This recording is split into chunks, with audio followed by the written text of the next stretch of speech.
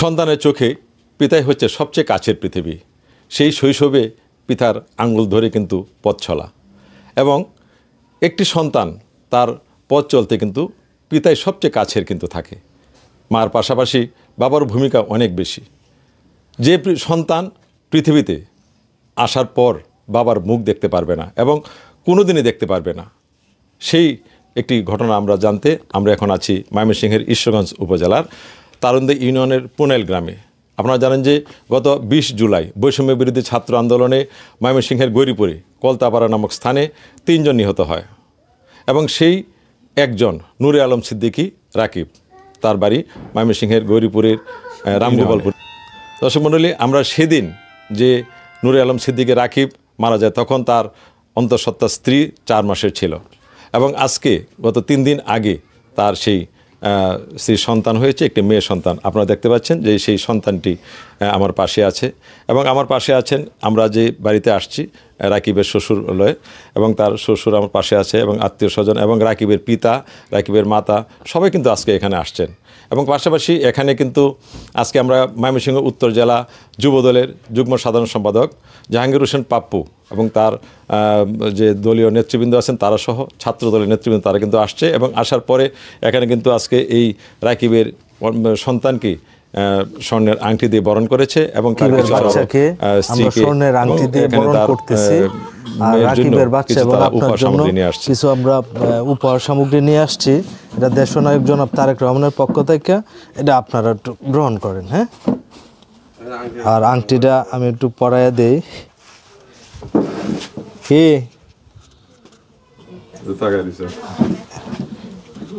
আংটি তো একটু পরানি যাইতো না?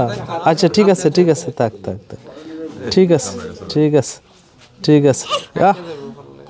আপনি একটু পড়াইলেন, ঠিক আছে, ঠিক আছে, আচ্ছা থাক থাক, কোলে নিন।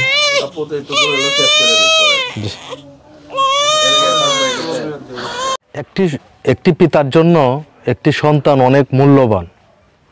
আজকে যদি রাকিব বেঁচে থাকতো তাহলে হয়তোবা সে অনেক খুশি হইতো, অনেক খুশি হইতো, অনেক আনন্দিত হইতো।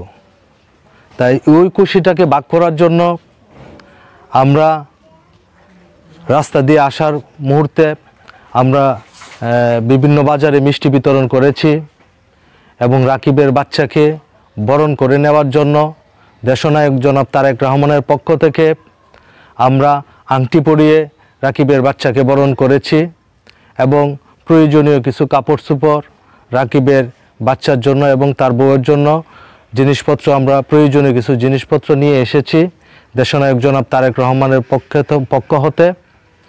তো আসলে পিতার অভাব তো অন্য কাউকে দিয়ে পূরণ হবে না।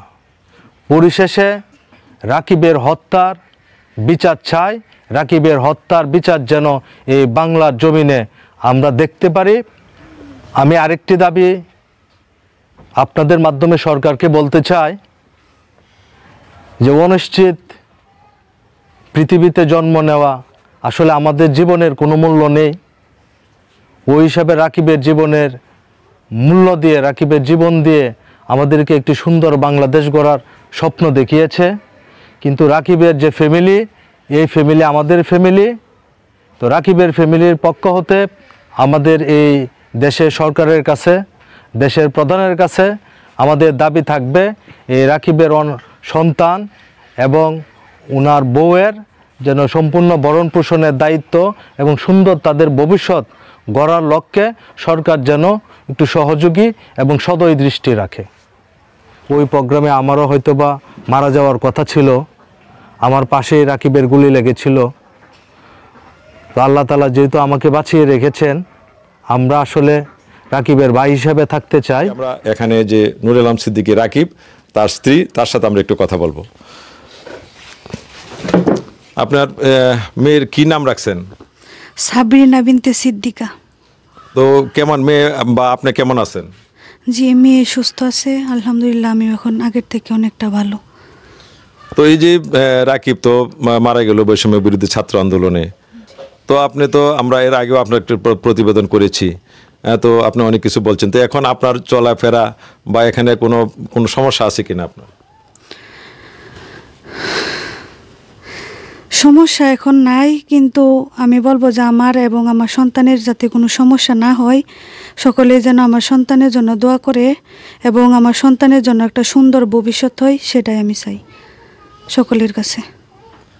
দর্শক মণ্ডলী, আমরা এখানে যে রাকিব যে ছিল তার শ্বশুর, তিনিও এখানে আছেন। তো আপনি তো আপনার এখানে আপনার মেয়ে তো এখন আছে, তো আপনার মেয়ের মানে চলাফেরা বা আপনি যে এখন আপনার কাছে আছে, কোনো সমস্যা আছে কিনা আপনার? সমস্যা বলতে তো আমি তো অর্থনীতিতে দুর্বল, আমার তো এই যে খরচপাতি চালানি তো আমার সম্ভব খুব কঠিন। আমি যেহেতু হার্টের রুগী হয়ে গেছি, এই কারণেই আমার এই সমস্যা আর কি। এটা দিয়ে সরকার কোনো কিছু এও করে যে আমি একটা চলার মতো মেয়েটারে নিয়ে নাতিনটারে নিয়ে চলতে পারি, এই একটা ব্যবস্থা সরকার নেয় আর কি, আমার এই দাবি।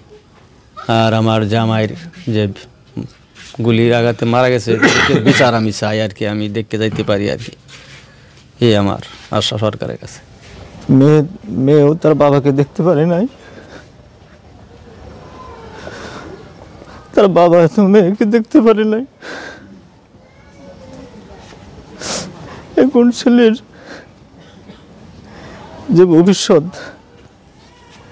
এটার জন্য যেন ব্যবস্থা করা হয়।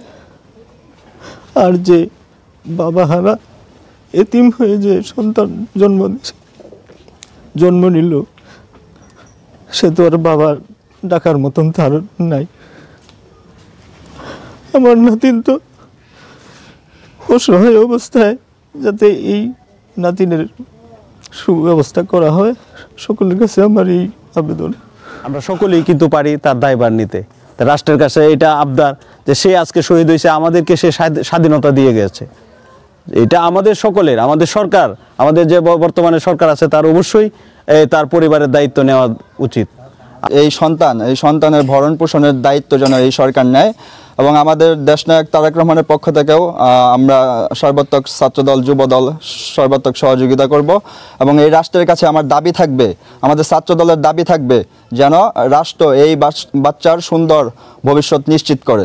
20 জুলাই আমরা যখন ছাত্র জনতার একটি মিছিল করি, তখন পুলিশে হঠাৎ গুলি করে। তারপর আমাদের রাকিব ভাই আমাদের সাথে ছিল এই প্রোগ্রামে, তারপরে উনি গুলি খায় বুকের ভিতর। তারপরে আমাকে বাঁচাও, তারপরে পিছন তাকায় দেখি রাকিব ভাই গুলি খেয়ে পড়ে যেতেছে। তারপরে আমি ধরি রাস্তার মাঝখানে, ধরে তারপরে হাঁটা নিয়ে আসে তারপরে আমার কুলের মাঝেই রাকিব ভাই নিহত হন। ওইখানে যে আমরা নিজ চোখকে দেখা, যেটা ওইখানে ওসি যে অনুমতিটা দিয়েছিল, ওইখানে আমাদের উপর গুলি করে এসআই শফিক এবং দিলোয়ার।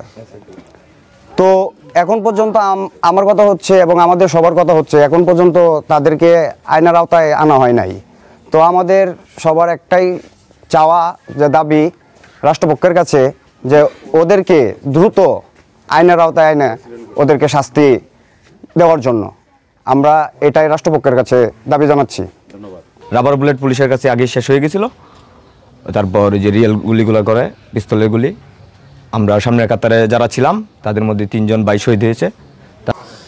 ওসি থেকে শুরু করে এসআই যারা এই স্পটে বিনা দোষে, বিনা অন্যায়, ঠিক আছে, কোনো উস্কানিমূলক ছাড়া তারা সরাসরি গুলি করছে, আমি তাদেরকে সর্বোচ্চ শাস্তি আওতায় আনার জন্য আবেদন জানাই। আমি রাকিব এর স্ত্রী ও রাকিবের সন্তানের দায়ভার যেন সরকার নেয়, সেই আশা। এই যে আগত শিশু আজকে পৃথিবীর সে মুখ দেখছে, এবং সে একদিন কৈশোর থেকে যৌবন এবং সে বড় হবে, তার বাবার কিন্তু মুখ দেখতে পারবে না কোনোদিন। এবং তার এই যে তার বেড়ে ওঠা, তার যে স্বাভাবিক যে খরচপাতি, এইটাও কিন্তু একটা এখন সমস্যা। এবং আজকে আমরা এখানে যে নেতৃবৃন্দ আসছে, বিভিন্ন প্রশাসনের লোকজন আসছে, এবং সকলে কিন্তু এখানে এসে তার মেয়েকে দেখছে, এবং সকলেই কিন্তু একটা দাবি করছে যে এখানে আসলে যে মেয়েটির ভবিষ্যৎ, যে আগত যে রাকিবের সন্তান, তার ভবিষ্যৎ এবং তার স্ত্রীর ভবিষ্যৎ, তার সন্তান নিয়ে তারা যে চলাফেরা করবে, সেটা কিন্তু আমরা দেখতে পাই। এবং সকলের দাবি একটাই, যে অন্তর্বর্তীকালীন সরকার কাছে আবেদন যে এই রাকিবের পরিবার যেন তারা রাকিবের সন্তান সহ তার পরিবারের সার্বিক যে একটি যে পরবর্তী যে ভবিষ্যৎ পরিকল্পনা, যেন তার সাথে সহজ করার জন্য তাকে যেন সহযোগিতা করে। এমনি সর্দি আমার। দর্শক মণ্ডলী, আমরা আজকে এই নুরে আলম সিদ্দিকী রাকিবের শ্বশুরালয়, যেটি ঈশ্বরগঞ্জের তারুন্দে ইউনিয়নের পুনাইল গ্রামে আমরা এখন আছি, এবং এখানেই আজকে সেই শহীদ রাকিবের সন্তানকে আমরা দেখলাম এবং তাদের কথা শুনলাম, আত্মীয় স্বজন সহ, এবং এলাকাবাসীর কথা শুনলাম, এবং এখানে যে নেতৃবৃন্দ আসছে তাদের কথা শুনলাম। তো আমরা সকলেরই দাবি যে আজকে আমরা যে এই বৈষম্য বিরোধী ছাত্র আন্দোলনে যারা নিহত হয়েছেন, এবং বিশেষ করে আমাদের এই রাকিবের যে আগত সন্তানকে যেন সরকার যেন ভরণ পোষণ করে, সেই আশা রেখেই আমরা কথা বললাম। আমি ফারুক আহমেদ, জি নিউজ, পুনাইল, ঈশ্বরগঞ্জ, ময়মনসিংহ।